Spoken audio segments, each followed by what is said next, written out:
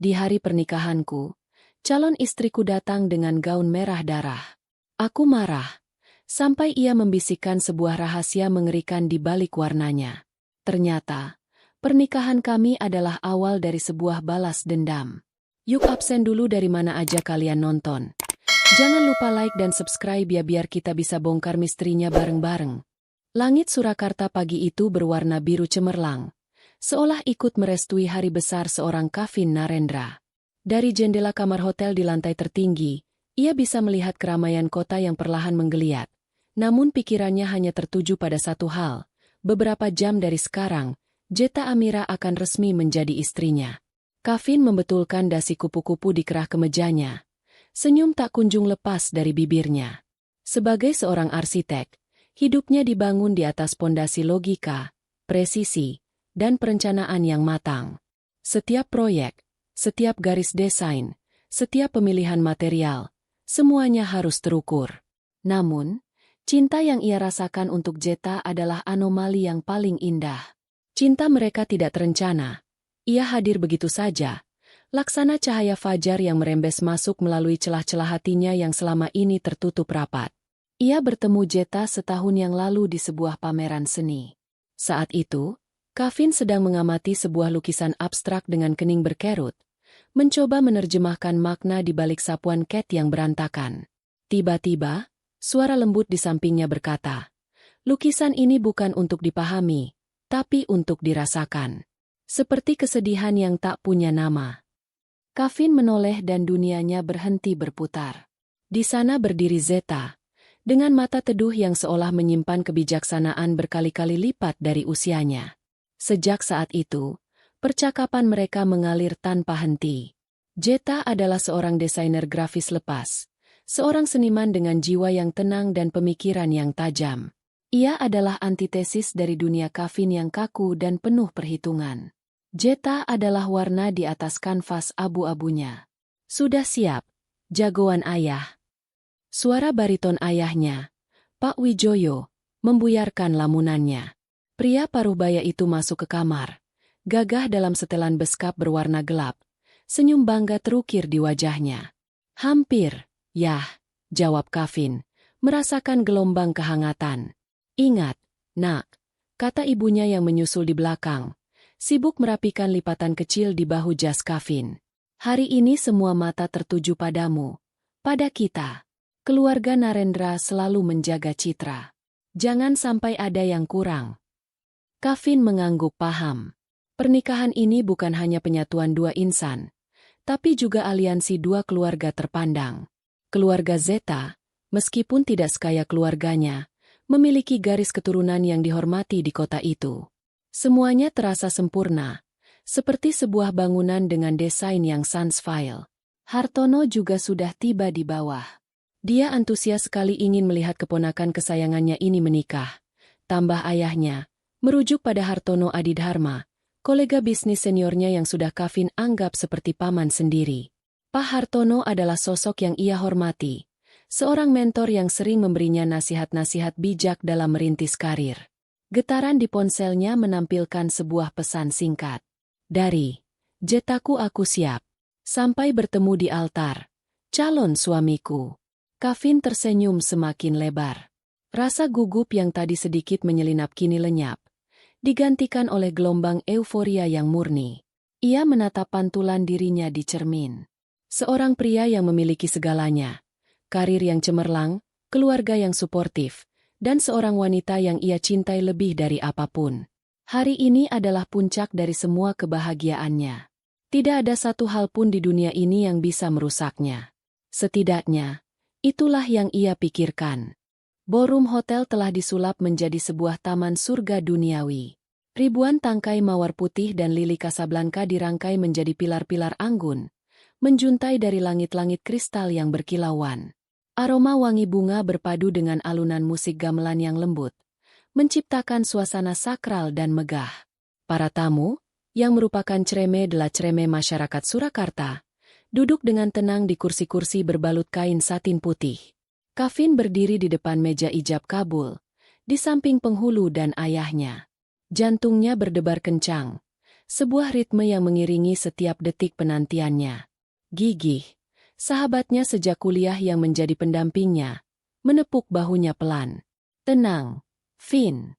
Sebentar lagi selesai juga status lajangmu, bisiknya, mencoba mencairkan suasana. Kevin hanya bisa tersenyum tipis.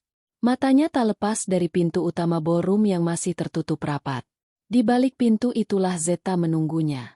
Ia membayangkan Zeta dalam balutan gaun kebaya putih gading yang mereka pilih bersama di butik desainer ternama. Gaun itu, dengan detail payet mutiara dan potongan yang memeluk siluetnya dengan sempurna, akan membuat Zeta terlihat seperti bidadari. Kemudian, momen itu tiba. Alunan gamelan berubah menjadi lebih agung. Semua kepala serentak menoleh ke belakang saat dua daun pintu raksasa itu terbuka perlahan. Dan di sanalah Zeta berdiri. Napas Kevin tercekat di tenggorokan. Seluruh ruangan seolah ikut menahan napas. Zeta memang tampak luar biasa cantik. Riasan wajahnya sempurna. Sanggulnya ditata dengan agun. Namun, bukan itu yang membuat waktu seolah berhenti. Gaun yang ia kenakan. Gaun itu bukan berwarna putih gading. Bukan pula krem atau warna pastel lembut lainnya. Gaun Zeta berwarna merah. Bukan merah mawar atau merah marun. Tapi merah saga.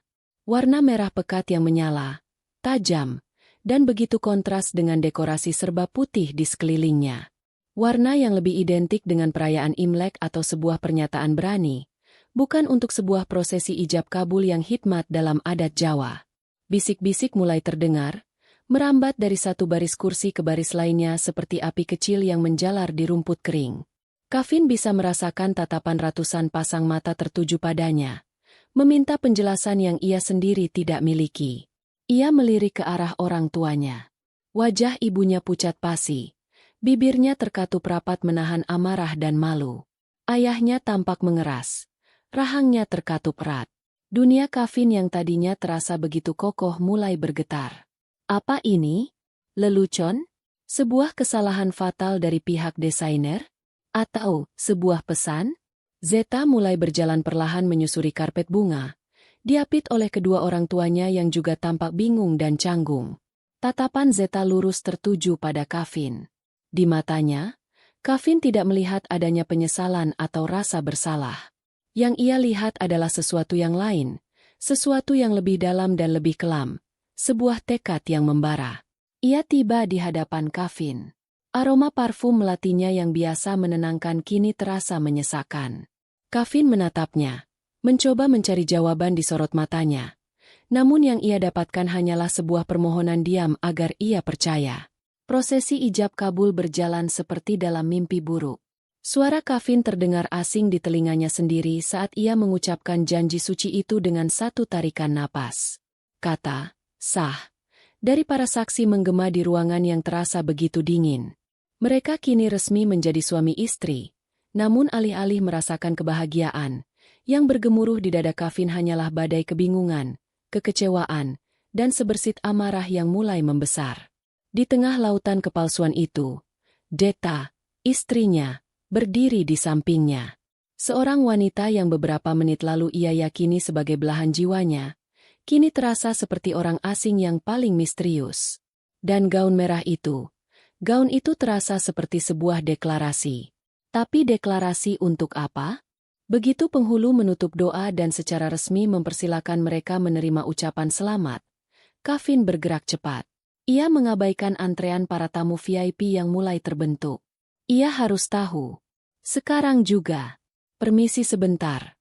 Ucapnya dengan nada datar namun tegas kepada orang tuanya.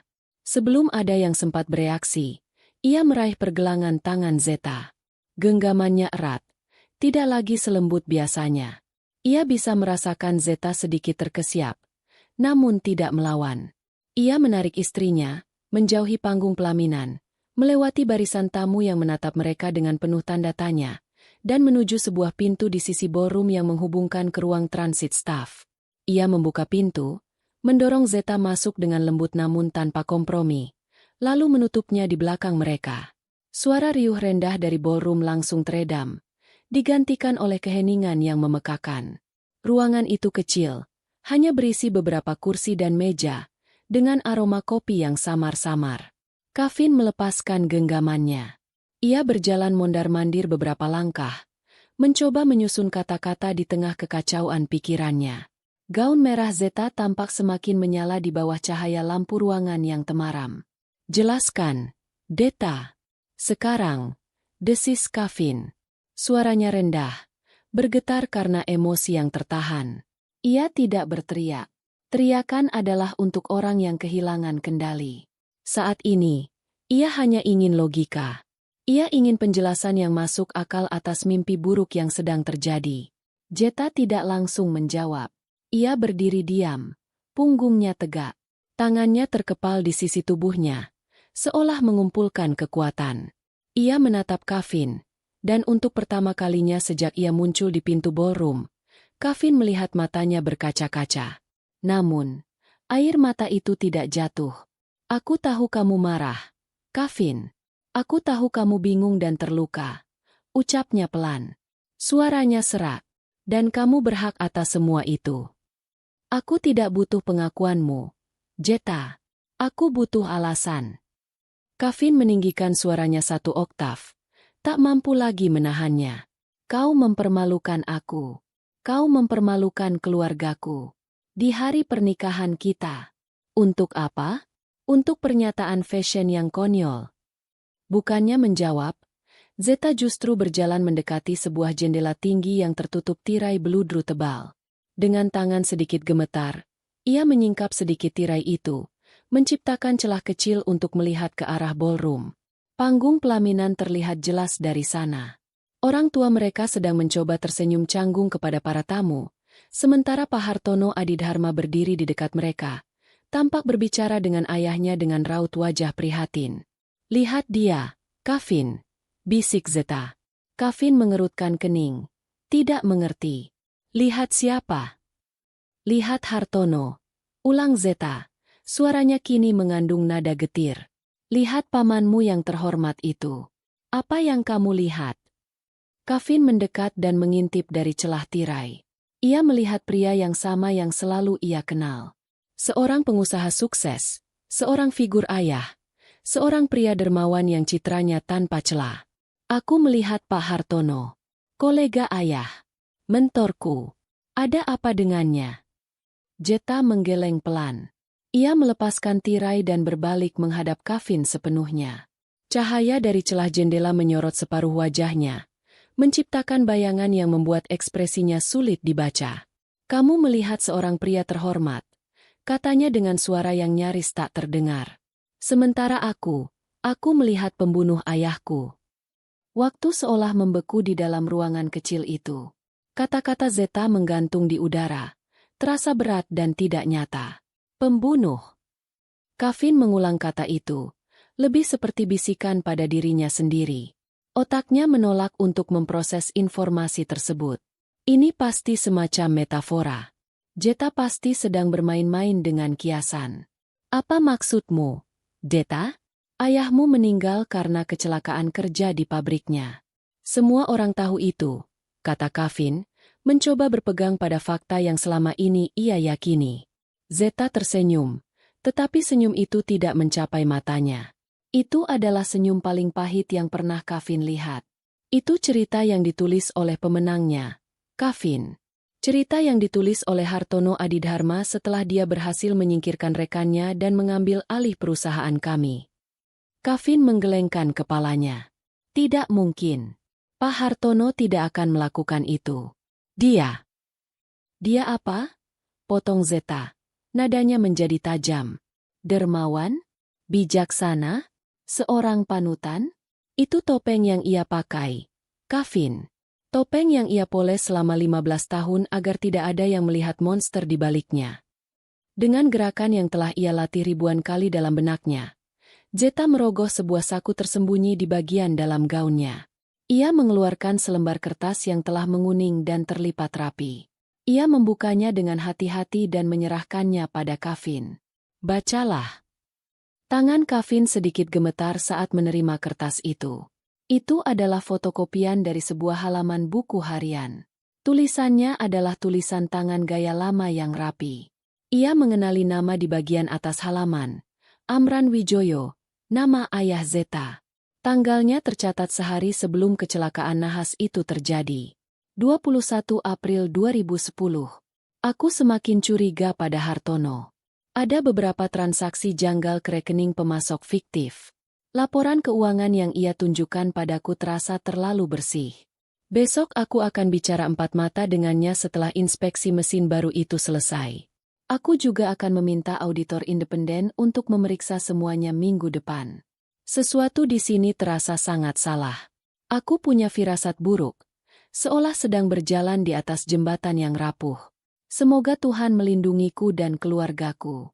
Kevin membaca kalimat-kalimat itu berulang kali. Setiap kata terasa seperti pukulan di ulu hatinya. Jembatan yang rapuh. Inspeksi mesin baru. Kecurigaan. Firasat buruk. Keesokan harinya, pria itu tewas, terjepit oleh mesin yang sama yang akan diinspeksi. Laporan resmi menyebutkan adanya kelalaian operator dan kerusakan teknis yang tak terduga. Hartono, sebagai mitra yang berduka, mengambil alih perusahaan, berjanji akan merawat keluarga Amran seumur hidupnya. Janji yang hanya menjadi pemanis di bibir. Gaun ini, Zeta melanjutkan, suaranya kembali pelan namun menusuk. Warnanya sama dengan darah ayahku yang menodai lantai pabrik hari itu. Darah yang coba dihapus oleh Hartono dengan uang dan kekuasaannya. Gaun ini adalah pengingat bahwa aku tidak lupa, bahwa utang darah harus dibayar dengan keadilan. Kevin mengangkat kepalanya. Ia menatap Zeta, lalu kembali ke arah celah tirai. Di luar sana, Hartono Adidharma sedang tertawa bersama ayahnya, menepuk-nepuk punggungnya seolah mereka adalah sahabat terbaik di dunia. Tawa itu sekarang terdengar mengerikan di telinga Kevin. Sebuah ilusi yang sempurna. Sebuah kebohongan yang telah ia percayai seumur hidupnya. Darah di sekujur tubuhnya terasa mendidih. Tapi bukan karena amarah pada Zeta yang telah mempermalukannya. Melainkan amarah yang membakar, yang lebih dalam, yang ditujukan pada pria yang telah mengkhianati kepercayaannya, kepercayaan ayahnya, dan mungkin telah merenggut nyawa seseorang tanpa berkedip. Gelombang realisasi menghantam Kevin seperti ombak besar. Setiap interaksi, setiap nasihat, setiap senyum ramah dari Hartono selama bertahun-tahun kini terasa seperti racun yang manis. Dunia yang ia kenal, yang tertata rapi dan logis, hancur berkeping-keping hanya dalam hitungan menit. Ia menatap Zeta. Wanita di hadapannya bukan lagi hanya calon istri yang lembut. Ia adalah seorang pejuang yang menyembunyikan lukanya dalam-dalam, yang merencanakan pertempurannya dalam sunyi. Jadi aku. Suara Kevin nyaris tidak keluar. Pertanyaan itu terasa sakit untuk diucapkan. Pernikahan ini? Apa artinya semua ini bagimu? Apakah aku hanya pion dalam permainanmu? Zeta menatap lurus ke mata Kevin. Air mata akhirnya menetes di pipinya. Satu tetes yang mengukir jejak di riasannya yang sempurna. Awalnya, ya, akunya dengan kejujuran yang brutal. Aku sudah mencoba jalur hukum bertahun-tahun lalu, tapi selalu menemui jalan buntu.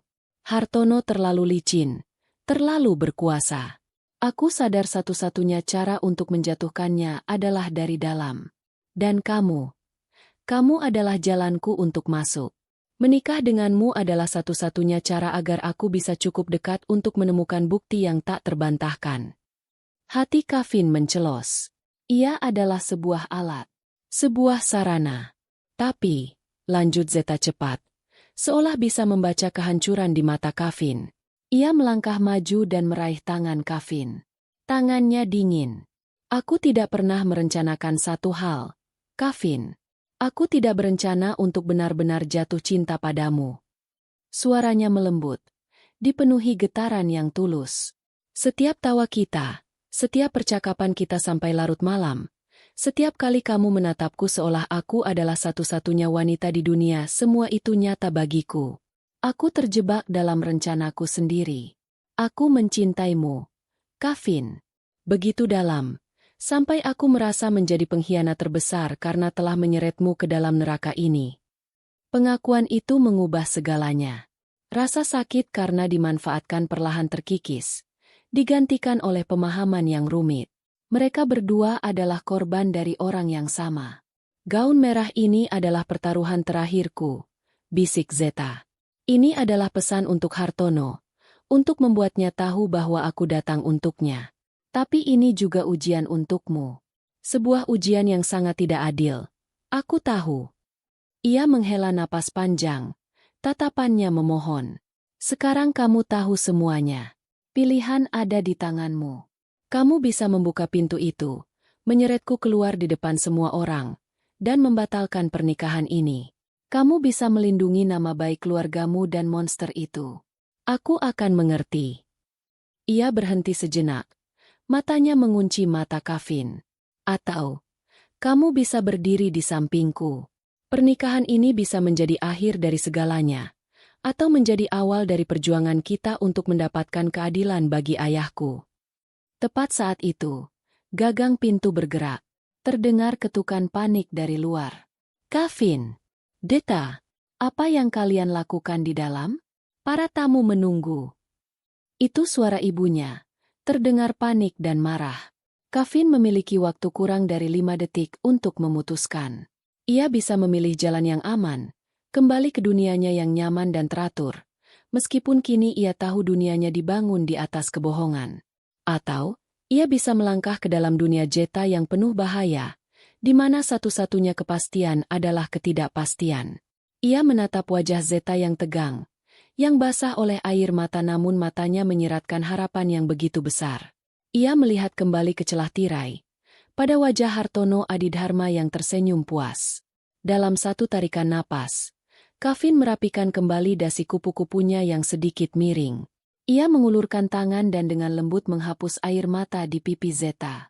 Jangan menangis lagi, bisiknya. Seorang pejuang tidak menangis sebelum perang dimulai. Ia berbalik, membuka pintu dengan mantap, dan mendapati ibunya berdiri di sana dengan wajah cemas. Kevin memasang senyumnya yang paling meyakinkan.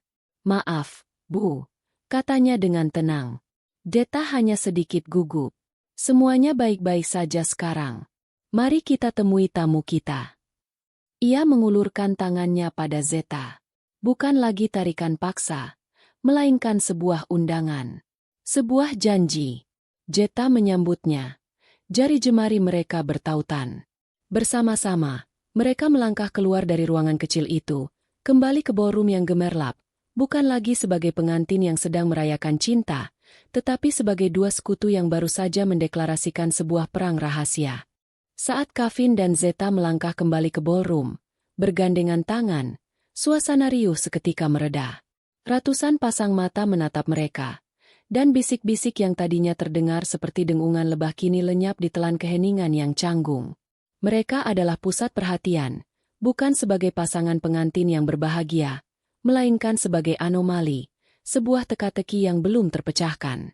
Senyum yang Kevin pasang terasa kaku, seperti topeng yang bisa retak kapan saja. Ia memimpin Zeta menuju panggung pelaminan tempat kedua orang tua mereka berdiri dengan wajah sekeras batu. Sebelum mereka sempat naik, ibunya, Bu Wijoyo, mencegat mereka di anak tangga pertama. Ikut ibu sebentar. Ke ruang belakang. Desisnya tajam. Matanya menyiratkan kemarahan yang tertahan. Di sebuah ruangan kecil di balik panggung, drama sesungguhnya dimulai. Apa-apaan ini, Kevin Narendra? Bentak ibunya begitu pintu tertutup. Ayahnya berdiri di belakangnya, melipat tangan di dada dengan ekspresi kecewa yang mendalam. Kamu sadar apa yang sudah dilakukan wanita ini? Dia menjadikan pernikahanmu, nama baik keluarga kita, sebagai bahan tertawaan. Zeta hanya menunduk, namun Kevin menggenggam tangannya lebih erat.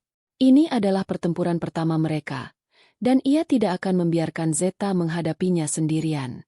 Bu, yah, tenang dulu, ujar Kevin dengan suara yang ia paksa agar tetap tenang.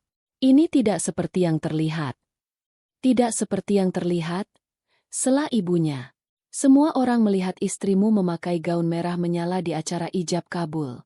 Apalagi yang perlu dijelaskan? Kevin menarik napas dalam-dalam. Inilah saatnya untuk memasang pertahanan pertama. Zeta memiliki nazar pribadi kepada almarhum ayahnya. Ia memulai, Kata-kata itu terasa asing di lidahnya. Ayahnya sangat menyukai warna merah saga. Zeta bernazar, jika suatu saat ia menemukan pria yang benar-benar bisa membahagiakannya dan menikah dengannya, ia akan mengenakan warna kesukaan ayahnya di hari bahagianya sebagai tanda penghormatan dan bukti bahwa janjinya pada diri sendiri telah terpenuhi. Ia menatap kedua orang tuanya dengan tatapan sungguh-sungguh. Aku adalah kebahagiaan itu, Bu. Aku tahu ini tidak biasa. Tapi ini adalah cara Zeta untuk melibatkan ayahnya di hari terpenting kami. Aku sudah tahu rencananya, dan aku merestuinya. Kebohongan itu keluar begitu saja, terasa lancar meski meninggalkan jejak pahit. Wajah ibunya sedikit melunak, berganti dari amarah menjadi kebingungan. Alasan sentimental seperti itu sulit untuk dibantah secara langsung.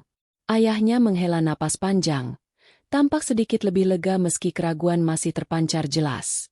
Saat itulah pintu terbuka dan Hartono Adidharma masuk dengan senyum kebapakan. Nah, di sini rupanya pengantin baru kita. Saya dengar ada sedikit drama. Kavin merasakan Zeta menegang di sampingnya. Hanya kesalahpahaman kecil, Paman, jawab Kavin cepat, mengulang kembali cerita tentang nazar yang baru saja ia karang. Hartono mendengarkan dengan saksama. Matanya yang tajam menatap Zeta lekat-lekat, seolah mencoba menembus pertahanannya. Ah, begitu rupanya, katanya pelan. Sebuah nazar yang sangat mendalam. Anak muda memang punya cara sendiri untuk menunjukkan perasaan. Yang penting niatnya baik. Ia menepuk bahu Kavin. Sudahlah, Wijoyo, jangan terlalu kaku.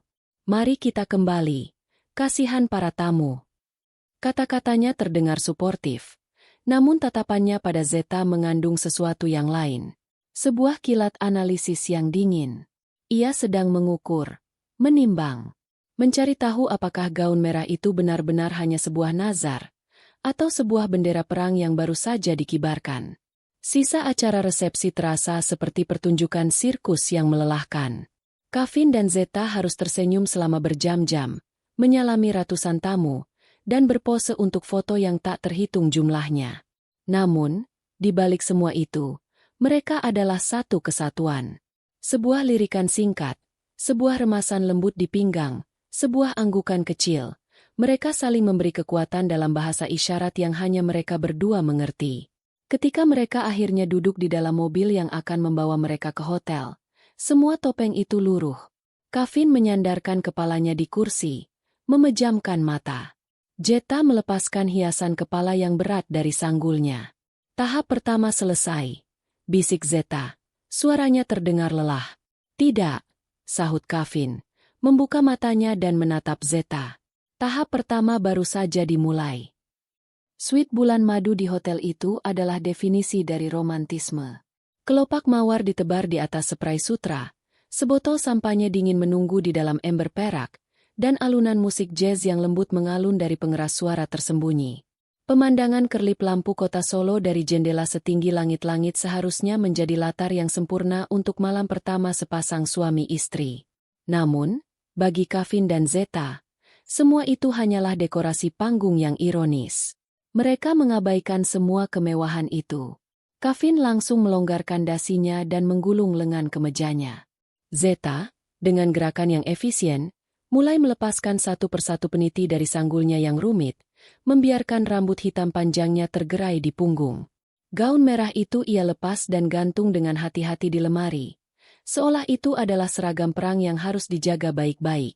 Tidak ada ciuman mesra, tidak ada pelukan hangat. Yang ada hanyalah kesunyian yang syarat dengan tujuan. Oke, Kavin memulai. Duduk di salah satu sofa dan menatap Zeta yang kini hanya mengenakan jubah mandi hotel. Kita mulai dari mana? Tunjukkan padaku semua yang kau punya. Malam itu, meja kopi marmer yang seharusnya menjadi tempat gelas sampahnya mereka, berubah menjadi meja rapat darurat.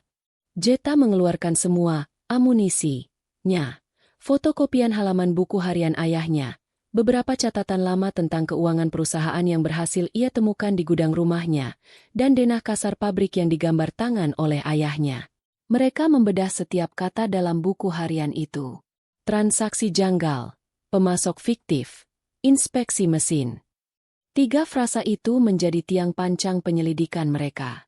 Aku seorang arsitek, kata Kevin, matanya tertuju pada denah pabrik. Aku bisa mencoba mendapatkan denah asli bangunan itu. Mungkin ada sesuatu yang bisa kita temukan di sana. Sesuatu yang tidak cocok dengan laporan kecelakaan. Dan aku, sambung Zeta. Aku ingat beberapa nama karyawan lama yang sangat setia pada ayah. Mungkin salah satu dari mereka tahu sesuatu. Malam itu, mereka menetapkan peran masing-masing. Kevin akan menjadi ahli strategi dan analisis, menggunakan logika dan aksesnya untuk mencari bukti-bukti teknis. Zeta akan menjadi hati dan ingatan dari operasi ini, menggali koneksi dari masa lalu. Mereka bukan lagi sepasang kekasih, melainkan dua detektif yang terikat oleh takdir yang kejam. Di tengah diskusi yang intens itu, ada satu momen di mana Zeta tiba-tiba berhenti bicara. Ia menatap kosong ke arah jendela, bahunya bergetar. Hari yang panjang dan penuh tekanan itu akhirnya menuntut korbannya. Setetes air mata jatuh ke atas kertas di pangkuannya. Kevin, tanpa berpikir dua kali, bangkit dan duduk di sampingnya. Ia tidak memeluknya. Ia hanya mengambil segelas air dari meja dan menyodorkannya pada Zeta. "Minumlah," katanya lembut. "Kita masih punya jalan yang panjang." Zeta menerima gelas itu. Jari-jari mereka bersentuhan sesaat. Sebuah sengatan listrik kecil yang terasa hangat. "Maaf," bisiknya. "Aku hanya. Ini terlalu berat." "Kau tidak sendirian lagi," jawab Kevin singkat. Dan dalam tiga kata itu, Zeta menemukan kekuatan yang ia butuhkan. Malam semakin larut. Rasa lelah akhirnya mengalahkan mereka. Tanpa sepatah kata pun, mereka berbagi tempat tidur raksasa itu. Zeta mengambil sisi kiri, Kevin mengambil sisi kanan, menyisakan jarak yang sangat luas di antara mereka. Punggung mereka saling membelakangi. Malam pengantin mereka dihabiskan dalam kesunyian yang waspada. Sebuah gencatan senjata sebelum pertempuran yang sesungguhnya dimulai esok hari. Ponsel Kevin berdering memekakan telinga pada pukul 8 pagi. Di layar tertera nama ibunya. Kevin menghela napas. Sudah menduga apa yang akan terjadi. "Selamat pagi, pengantin baru," sapa suara ibunya. Nadanya terdengar manis namun penuh selidik. "Ibu sudah menyiapkan sarapan di rumah. Datanglah jam 10. Kita makan bersama sebagai keluarga." "Itu bukan undangan. Itu adalah panggilan." "Tentu, Bu. Kami akan ke sana," jawab Kevin. 1 jam kemudian, mereka sudah berada di dalam mobil menuju rumah keluarga Wijoyo. Zeta, dalam balutan gaun sederhana berwarna pastel, tampak tenang, namun Kevin bisa melihat buku-buku jarinya memutih saat ia meremas tas tangannya. "Ingat," kata Kevin pelan, "kita adalah pasangan paling bahagia di dunia. Jangan biarkan mereka melihat celah sedikit pun." Zeta mengangguk. "Aku siap." Meja makan di kediaman Wijoyo terasa seperti medan interogasi. Ibunya tak henti-hentinya melontarkan pertanyaan yang dibungkus dengan kepedulian palsu. "Jadi, Deta, kamu tidak bilang pada ibumu sendiri soal nazar itu? Kasihan, beliau pasti kaget juga, ya? Atau, kalian setelah ini mau langsung tinggal di rumah baru atau jalan-jalan dulu? Ibu sarankan jangan jauh-jauh. Pengantin baru harus banyak istirahat." Kevin dan Zeta memainkan peran mereka dengan sempurna. Kevin tak henti-hentinya mengambilkan lauk untuk Zeta, sementara Zeta sesekali menyandarkan kepalanya di bahu Kevin. Mereka saling melempar senyum penuh cinta, berbagi cerita lucu yang baru mereka karang 5 menit sebelumnya di dalam mobil. Ayah Kevin tampak mulai menerima keadaan. Sesekali ikut tersenyum melihat kebahagiaan putra satu-satunya. Tepat saat mereka sedang menikmati hidangan penutup, bel rumah berbunyi. Seorang asisten rumah tangga mengumumkan kedatangan tamu tak diundang. "Wah, kebetulan sekali saya lewat," ujar Hartono Adidharma saat ia melangkah masuk ke ruang makan, membawa sebuah kotak hadiah besar. "Sekalian saja saya mampir untuk memberikan selamat secara pribadi." Atmosfer seketika berubah. Kevin merasakan otot-ototnya menegang. Hartono duduk di kursi kosong di seberang mereka, Matanya yang tajam mengamati interaksi mereka seperti elang mengincar mangsa. "Jadi, Zeta," katanya setelah berbasa-basi, "bagaimana rasanya sekarang menjadi seorang Nyonya Narendra? Semoga semua masa lalu yang sedih sudah bisa kamu lupakan dan kubur dalam-dalamnya, demi masa depan yang cerah." Ancaman terselubung itu begitu jelas. Jantung Zeta berdebar kencang, namun ia berhasil menjaga ekspresinya tetap tenang. Ia tersenyum manis. "Tentu saja, Paman. Saya sangat bahagia sekarang. Memiliki Kafin di sisi saya membuat semua luka masa lalu terasa tidak berarti lagi." Jawaban yang sempurna, diplomatik, namun juga menyiratkan bahwa Kafin adalah pelindungnya. Mereka akhirnya pamit setelah melewati 1 jam yang terasa seperti setahun. Di dalam mobil, mereka berdua sama-sama mengembuskan napas lega. "Aku benci harus berbohong pada mereka," gumam Kafin, mencengkeram kemudi. Zeta menoleh padanya. Tatapannya lembut namun kokoh. "Kebohongan kecil ini kita perlukan untuk membongkar satu kebohongan raksasa yang telah merusak hidup banyak orang, Kafin. Ini sepadan." Kafin tahu Zeta benar. Tapi ia tidak bisa menampik bahwa setiap sandiwara yang mereka mainkan meninggalkan sedikit goresan di hatinya. Beberapa hari berikutnya Kafin menyibukkan diri. Ia memberitahu Zeta bahwa ia harus fokus pada sebuah proyek penting, sebuah alasan yang sempurna untuk menghabiskan waktu berjam-jam di kantornya. Kenyataannya, ia sedang menggali arsip lama perusahaannya. Dengan sedikit otoritasnya, ia berhasil mendapatkan akses ke dokumen-dokumen proyek pembangunan dan renovasi dari 15 tahun yang lalu. Setelah berhari-hari menelusuri ratusan lembar kertas kalkir yang berdebu, ia menemukannya. Denah renovasi pabrik milik Wijoyo Adidharma. Sebagai arsitek, matanya terlatih untuk melihat detail yang luput dari pandangan orang awam. Dan di sana, di sudut denah yang menunjukkan lokasi mesin tempat ayah Zeta tewas, ia melihat sebuah anomali. Ada catatan revisi kecil yang dibuat dengan tulisan tangan, menunjukkan perubahan pada pondasi penyangga mesin. Revisi itu tidak memiliki stempel persetujuan resmi dari konsultan struktur. Itu adalah modifikasi liar. Jantungnya berdebar lebih kencang. Ini adalah jejak pertama. Sore itu juga, ia menemui Gigih di sebuah kafe yang sepi. "Aku butuh bantuanmu," kata Kafin langsung ke pokok permasalahan. Ia tidak menceritakan semuanya. Tidak tentang tuduhan pembunuhan. Ia hanya mengatakan bahwa Zeta merasa ada yang janggal dengan kompensasi asuransi kematian ayahnya, dan ingin membuka kembali kasus itu. "Aku butuh salinan laporan kecelakaan resmi dari polisi dan daftar lengkap karyawan pabrik yang bekerja pada bulan itu, terutama di bagian instalasi. Bisakah kau mendapatkannya secara legal?" Gigih, sebagai pengacara yang andal, tidak banyak bertanya. Ia hanya mengangguk. "Beri aku waktu 2 hari." Tepat 48 jam kemudian, Gigih mengiriminya sebuah email berisi beberapa dokumen yang telah dipindai. Laporan polisi sangat tipis, hanya 2 halaman yang menyimpulkan semuanya sebagai kecelakaan murni akibat kelalaian manusia.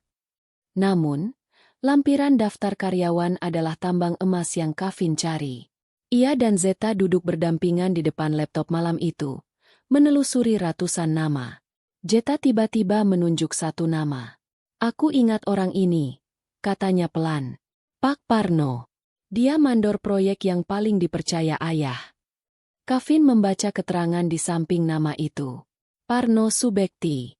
Jabatan: mandor instalasi mesin. Status: diberhentikan 1 minggu setelah insiden. Alasan: kinerja buruk. Diberhentikan. Bisik Kafin. Orang kepercayaan yang tiba-tiba dianggap berkinerja buruk tepat setelah kecelakaan? Ini bukan kebetulan. Mereka saling berpandangan. Di tengah lautan ketidakpastian, mereka akhirnya menemukan sebuah pulau kecil. Mereka punya satu nama, satu target, satu utas tipis dari masa lalu yang jika ditarik, mungkin bisa membongkar segalanya. Rencana mereka adalah mencari keberadaan Pak Parno di akhir pekan. Namun, Hartono bergerak lebih cepat. Hari Jumat sore, Kafin sedang terjebak rapat di luar kota. Zeta sendirian di rumah baru mereka. dikelilingi oleh tumpukan kardus yang belum sempat mereka buka. Rumah itu masih terasa asing dan kosong. Tiba-tiba, bel berbunyi. Melalui interkom, ia melihat wajah Hartono Adidharma tersenyum di depan gerbang. Jantungnya seolah jatuh ke perut. Ia tidak punya pilihan selain membukakan pintu. "Selamat sore, Deta. Maaf mengganggu," kata Hartono ramah. Melangkah masuk sambil membawa sebuah kotak berbalut pita emas. "Saya kebetulan lewat daerah sini, jadi sekalian saya antarkan hadiah pindahan rumah untuk kalian." Jeta mempersilakannya duduk dengan senyum yang dipaksakan. Hartono meletakkan kotak itu di atas meja. Isinya adalah sebuah vas kristal yang sangat besar dan indah.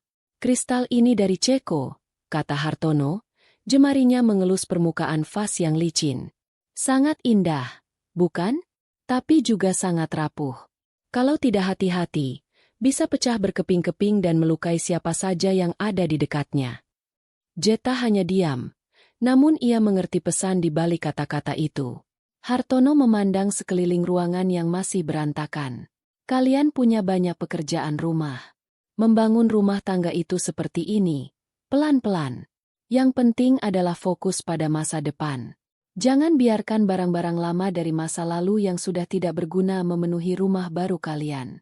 Itu hanya akan membuatnya terasa sempit dan suram. Terkadang, lebih baik membiarkan masa lalu tetap terkubur." Ia menatap Zeta lurus-lurus. Senyumnya tidak lagi mencapai matanya. "Kavin itu anak yang baik. Sangat berbakti. Jangan sampai semangat masa mudamu yang berapi-api malah membawanya ke jalan yang berbahaya. Kasihan dia nanti." Ancaman itu, meski diucapkan dengan nada kebapakan, terasa seperti ujung pisau dingin yang menempel di leher Zeta. Saat Hartono bangkit untuk pamit, ia, secara tidak sengaja, menyenggol sebuah meja kecil di dekat pintu. Sebuah bingkai foto kecil jatuh ke lantai. Itu adalah satu-satunya foto yang sudah Zeta pajang. Foto dirinya saat masih kecil bersama almarhum ayahnya. "Oh, astaga, maafkan paman," kata Hartono, berjongkok untuk mengambilnya. Ia memegang bingkai itu beberapa saat lebih lama dari yang seharusnya. "Kasihan, ayahmu, pria yang baik, tapi terkadang terlalu naif dalam berbisnis." Ia menyerahkan kembali foto itu pada Zeta. Tangannya menepuk punggung tangan Zeta dengan pelan. Sentuhan itu terasa seperti sengatan kalajengking. Setelah Hartono pergi, Zeta berdiri mematung di tengah ruang tamu. Tangannya gemetar hebat. Vas kristal di atas meja seolah mengejeknya. Sebuah simbol kemewahan yang rapuh dan berbahaya. Ancaman itu nyata. Hartono tahu, atau setidaknya, ia curiga. Namun, rasa takut yang menjalari tulangnya perlahan berubah menjadi sesuatu yang lain. Menjadi kemarahan yang membara. Ancaman itu tidak membuatnya ingin mundur.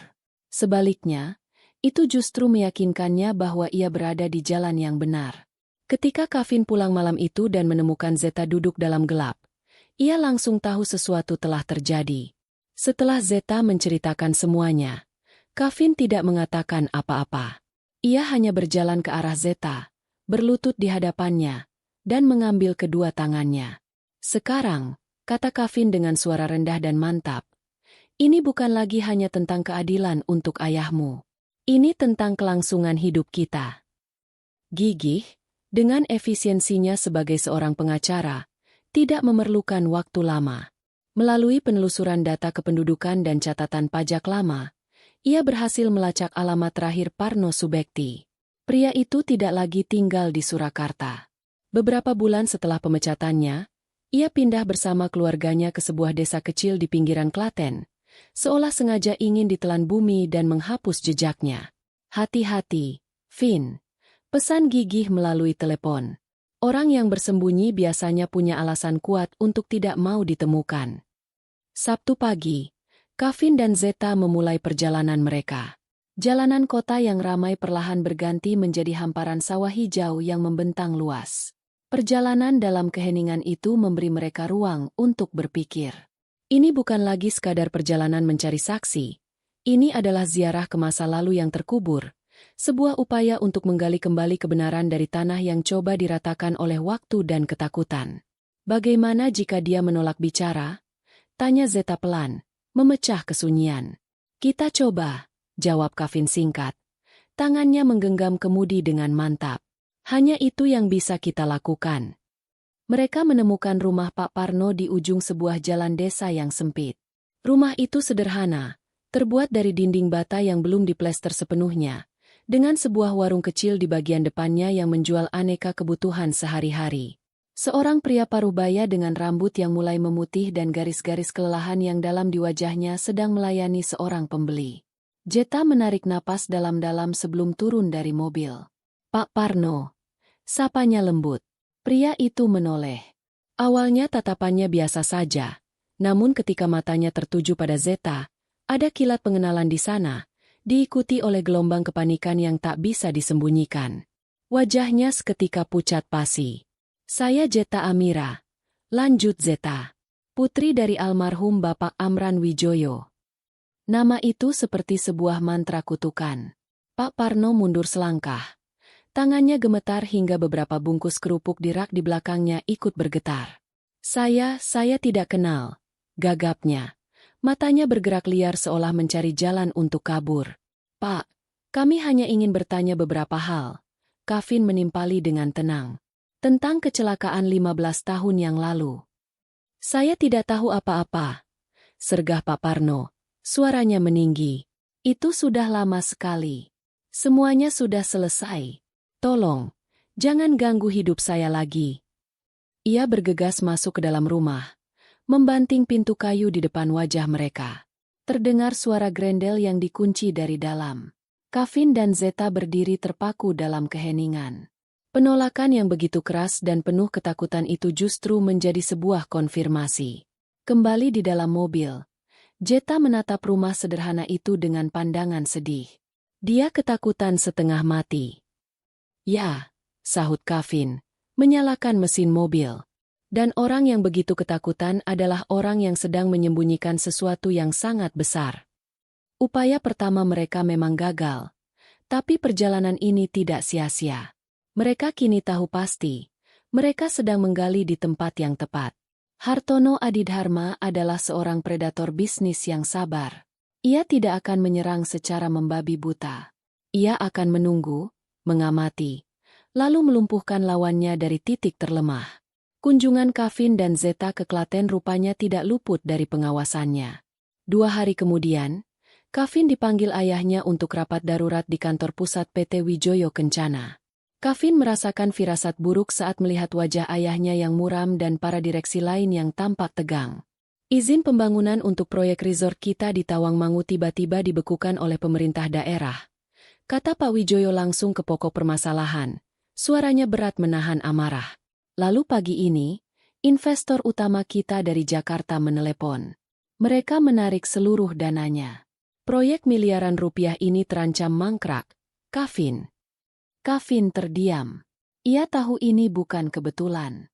Pengaruh Hartono di kalangan pejabat dan investor sangatlah kuat.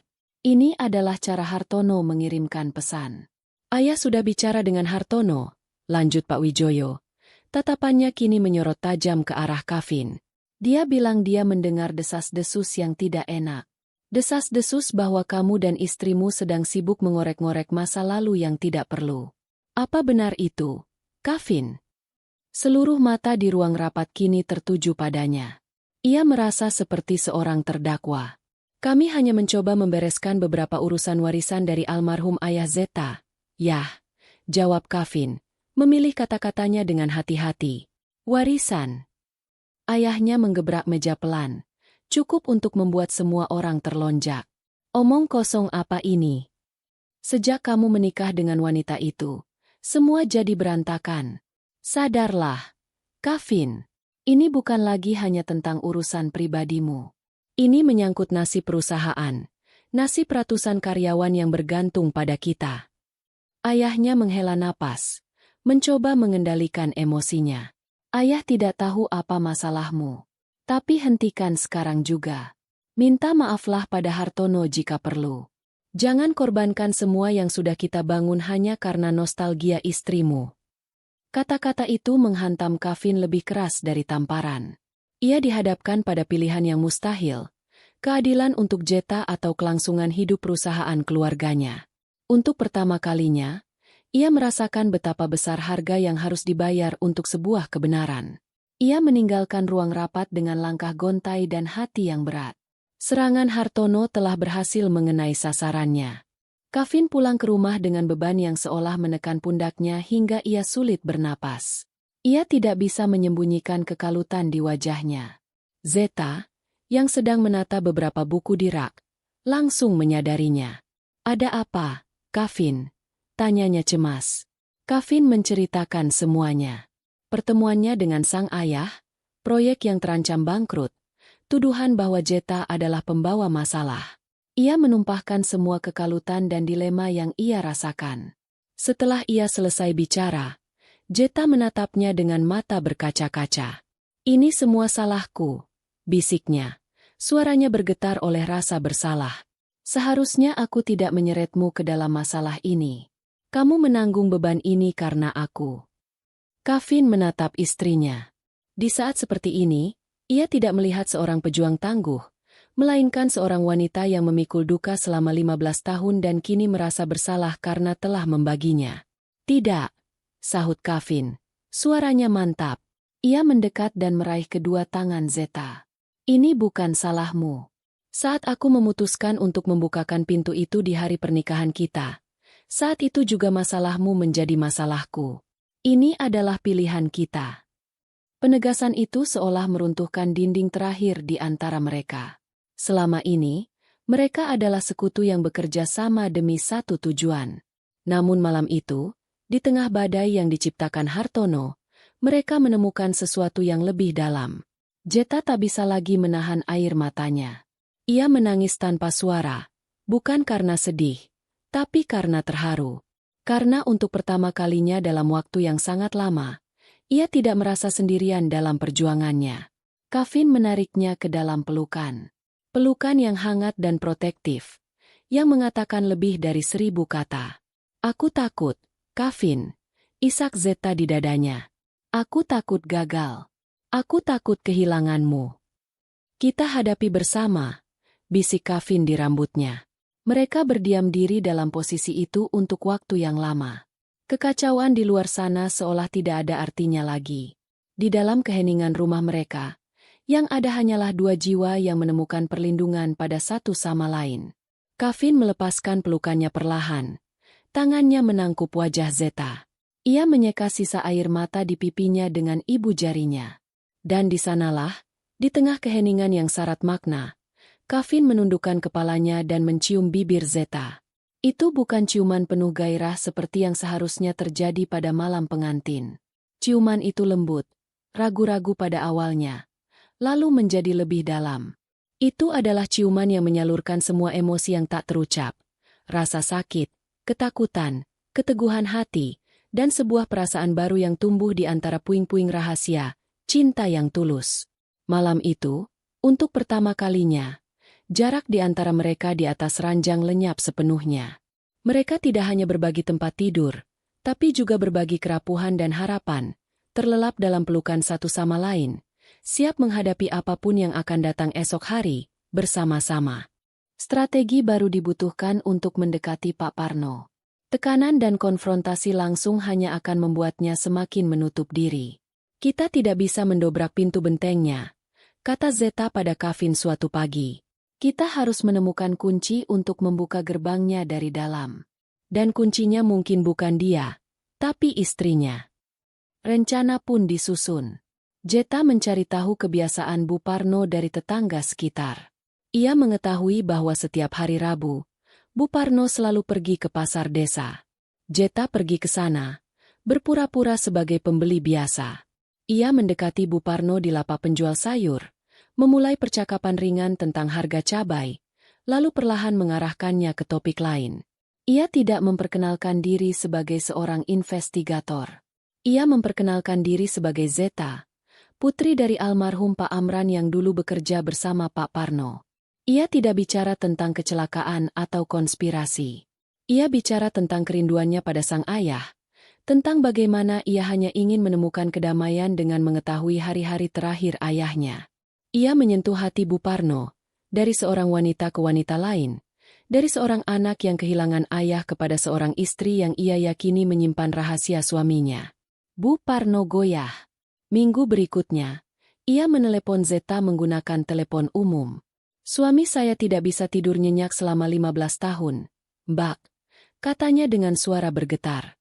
"Beban ini telah membunuhnya pelan-pelan. Datanglah lagi hari Sabtu. Saya akan coba bicara dengannya." Pertemuan kedua itu benar-benar berbeda. Mereka disambut di ruang tamu sederhana, dengan 2 gelas teh hangat di atas meja. Pak Parno duduk dengan kepala tertunduk, sementara istrinya duduk di sampingnya, mengelus punggungnya dengan lembut. Dengan didorong oleh istrinya, Pak Parno akhirnya runtuh. Ia menceritakan semuanya sambil terisak. Ia mengaku bahwa Hartono membayarnya sejumlah besar uang untuk menyabotase sensor keamanan dan menaikkan tekanan hidrolik mesin di luar batas aman. Hartono meyakinkannya bahwa itu hanya akan menyebabkan kerusakan mesin dan penundaan proyek, memberinya alasan untuk menyalahkan Pak Amran. Pak Parno tidak pernah menyangka sabotase itu akan berakibat fatal. Setelah kejadian itu, isaknya, "Pak Hartono mengancam akan mencelakai anak istri saya jika saya buka mulut. Saya pengecut. Saya lari dan bersembunyi dengan uang haram itu." Kemudian, ia mengungkapkan rahasia terbesarnya. "Tapi saya tidak bodoh. Saya takut suatu saat dia akan menyingkirkan saya." Seminggu setelah kejadian, saat dia memberikan sisa uangnya, saya merekam percakapan kami.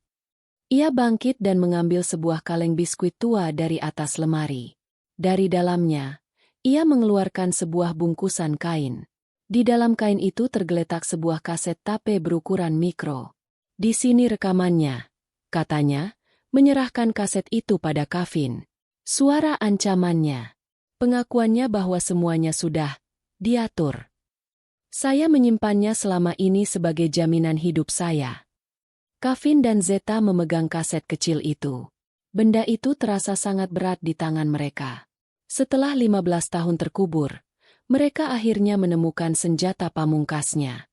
Kavin dan Gigih menghabiskan 1 malam penuh untuk mendengarkan dan membersihkan suara dari kaset tua itu.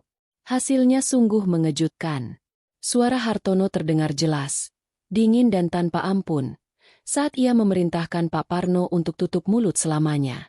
"Kita bisa bawa ini ke polisi sekarang," kata Gigih. "Tidak," sahut Kavin. Pikirannya bekerja cepat. Hartono punya banyak koneksi. Dia bisa menyangkal, menyebut ini rekayasa, atau mengintimidasi Pak Parno untuk mencabut kesaksiannya. Pertarungan hukum akan memakan waktu bertahun-tahun. Zeta, yang duduk di sampingnya, mengangguk setuju. "Kita tidak bisa hanya membawanya ke pengadilan. Kita harus menghancurkan fondasi kekuasaannya, reputasinya. Kita harus memperlihatkan wujud aslinya di depan semua orang yang menghormatinya." Saat itulah sebuah ide terbentuk di benak Kavin. Ia mengambil sebuah undangan mewah dari atas mejanya. Undangan untuk acara gala tahunan perusahaan, merayakan 25 tahun kemitraan Wijoyo Adidharma.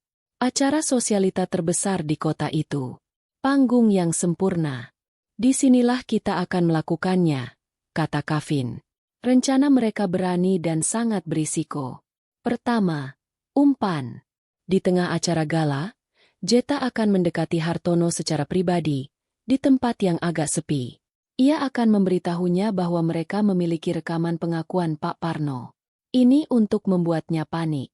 Kedua, jebakan. Kavin akan menyusul, mengenakan alat perekam suara tersembunyi. Ia akan memprovokasi Hartono, membuatnya marah, dan merekam pengakuan atau ancaman baru darinya di malam itu juga. Ketiga, eksekusi.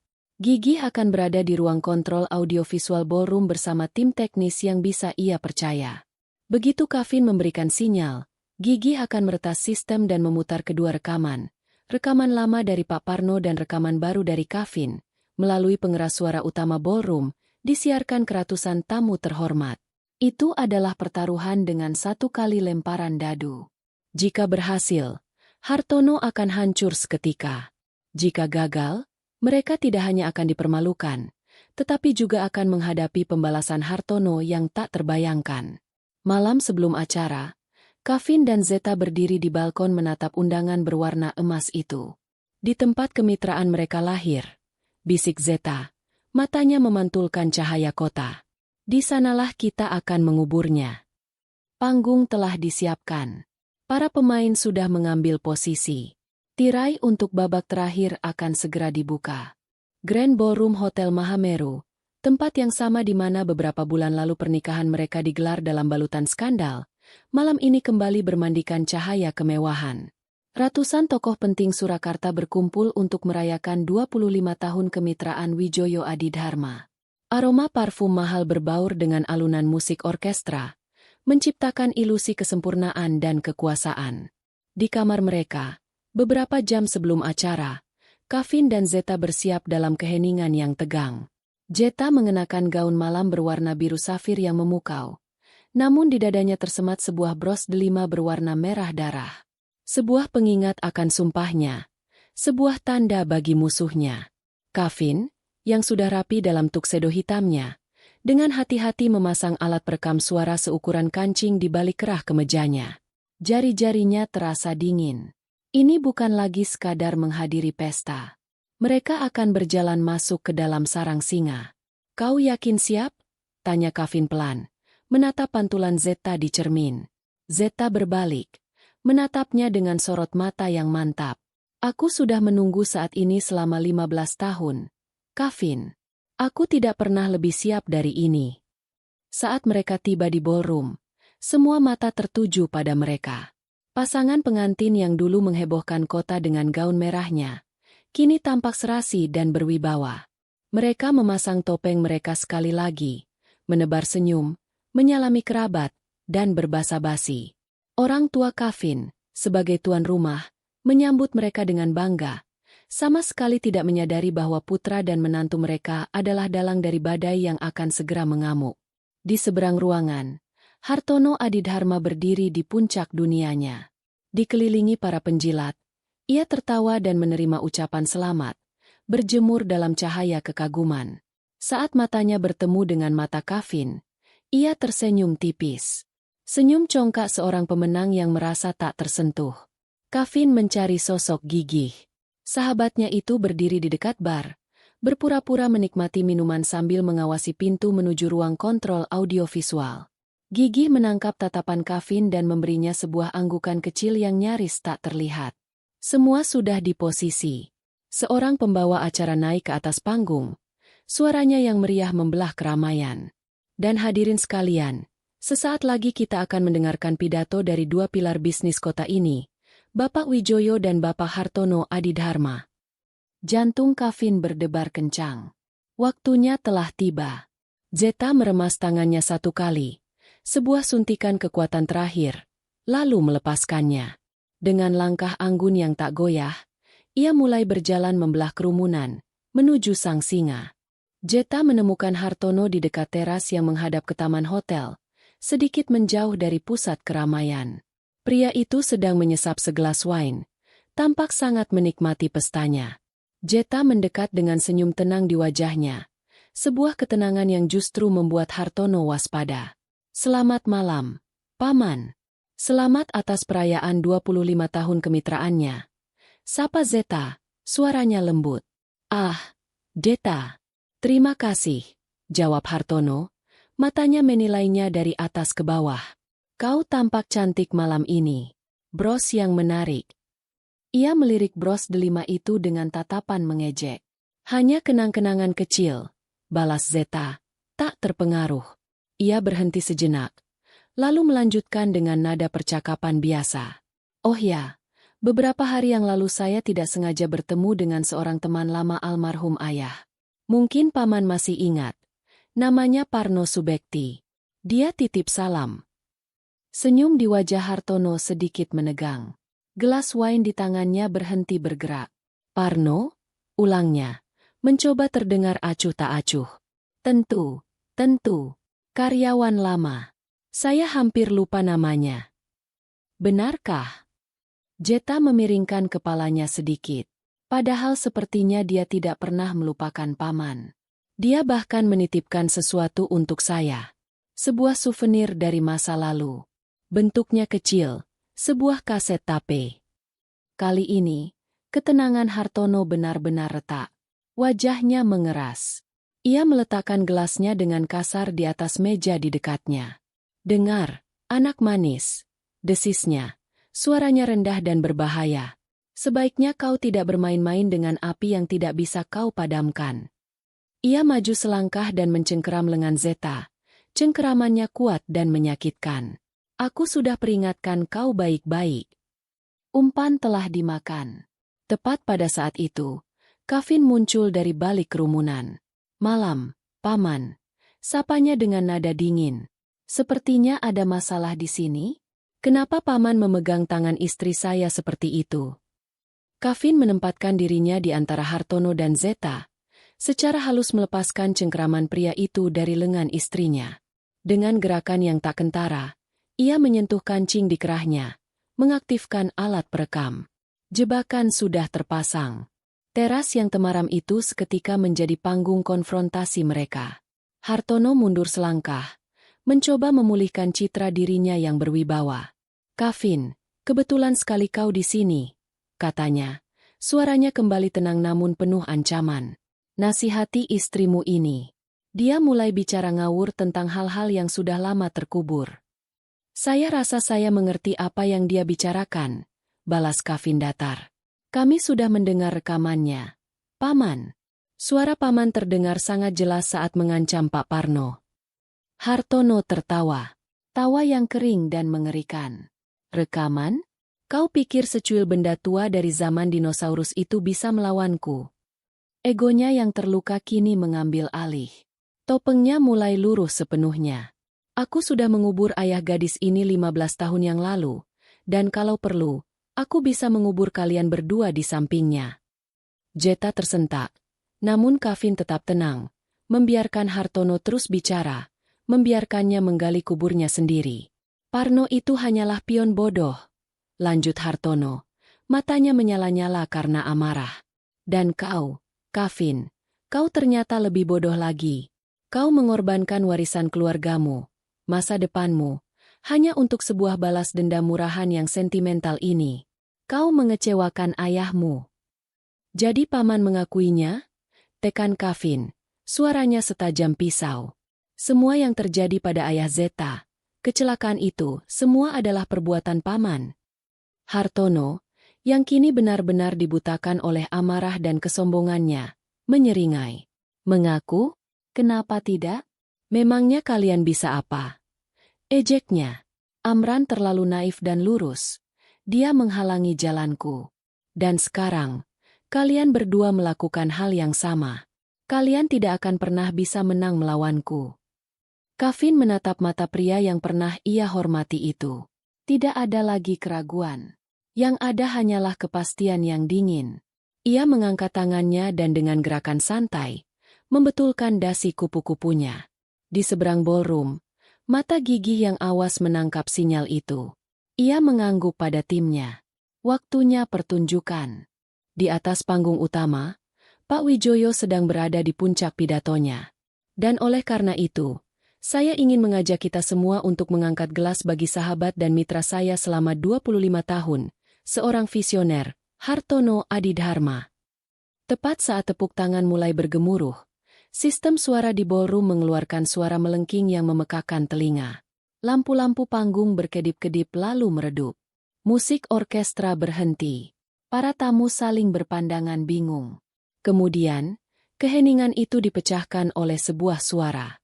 Suara yang dingin dan direkam bertahun-tahun lalu, kini menggema di seluruh ruangan melalui puluhan pengeras suara. "Tutup mulutmu selamanya, atau keluargamu yang akan kubuat diam." Para tamu terkesiap. Mereka mengenali suara itu. Itu suara Hartono.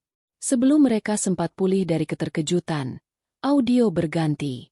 Kali ini suaranya lebih jernih, seolah baru direkam beberapa detik yang lalu. "Tentu saja. Amran terlalu naif dan lurus. Dia menghalangi jalanku. Dan sekarang, kalian berdua melakukan hal yang sama. Kalian tidak akan pernah bisa menang melawanku. Seluruh kepala serentak menoleh ke arah teras. Tempat Hartono berdiri membeku seperti patung. Wajahnya pucat pasi. Topengnya hancur berkeping-keping, memperlihatkan wujud asli monster di baliknya. Di atas panggung, Pak Wijoyo menatap ngeri. Gelas di tangannya jatuh dan pecah di lantai. Kemitraan yang ia banggakan selama seperempat abad ternyata dibangun di atas darah dan kebohongan. Pintu utama ballroom terbuka. Beberapa petugas polisi berseragam masuk dengan langkah cepat dan pasti. Mereka tidak menghiraukan para tamu. Tujuan mereka hanya satu. Mereka berjalan lurus ke arah teras dan mengepung Hartono yang sudah tak berdaya.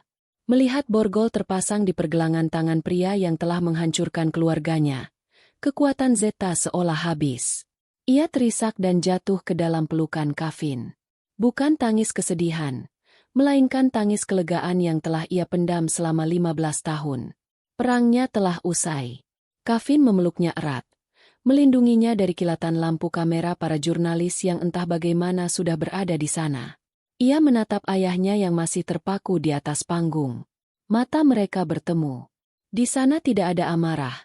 Yang ada hanyalah penyesalan dan sebuah pemahaman yang menyakitkan. Malam itu, dua kemitraan hancur. Satu yang dibangun di atas kebohongan, dan satu lagi yang diuji oleh kebenaran. 3 bulan kemudian, skandal Hartono Adidharma perlahan memudar dari tajuk utama berita, digantikan oleh berita-berita baru. Hartono divonis penjara seumur hidup. Kerajaannya runtuh. PT Wijoyo Kencana sempat goyah, namun di bawah kepemimpinan Kavin yang mengambil alih, perusahaan itu perlahan bangkit, dibangun kembali di atas fondasi baru yang bernama integritas. Hubungan Kavin dengan ayahnya pun membaik, disatukan oleh keinginan untuk memperbaiki apa yang telah rusak. Sore itu, di taman belakang rumah mereka yang kini terasa hangat dan penuh kehidupan, Zeta sedang menyiram tanaman mawar.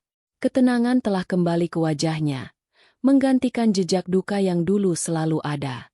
Kavin menghampirinya dari belakang, membawa sebuah kotak pipih yang dibungkus pita putih. "Untukmu," bisiknya. Zeta membuka kotak itu. Di dalamnya terlipat dengan rapi sebuah gaun sederhana namun sangat indah, terbuat dari kain linen berwarna putih bersih. "Gaun merahmu memulai sebuah perang dan menuntut keadilan," kata Kavin lembut. Tangannya menggenggam tangan Zeta. "Dan kau memenangkannya. Sekarang, perang itu sudah selesai." Ia menatap dalam-dalam ke mata wanita yang telah menjadi segalanya baginya. "Aku ingin kita memulai hidup kita yang sebenarnya. Tanpa rahasia, tanpa balas dendam. Hanya ada kau dan aku. Jadi, Zeta Amira, maukah kau menikah denganku, sekali lagi? Kali ini dengan warna yang sebenarnya. Warna dari sebuah awal yang baru." Air mata kebahagiaan mengalir di pipi Zeta saat ia mengangguk. "Ya, Kavin Narendra. Aku mau." Kavin tersenyum dan menciumnya. Di bawah langit senja yang keemasan, mereka berciuman. Bukan lagi ciuman seorang sekutu. Bukan lagi ciuman yang lahir dari bahaya dan ketakutan. Itu adalah ciuman dua orang yang telah melewati badai tergelap dan menemukan cinta sejati di seberang sana. Kisah mereka tidak dimulai dengan "pada zaman dahulu kala", melainkan dimulai hari itu, dengan sebuah janji sederhana dan masa depan yang terbentang luas, seputih gaun di dalam kotak.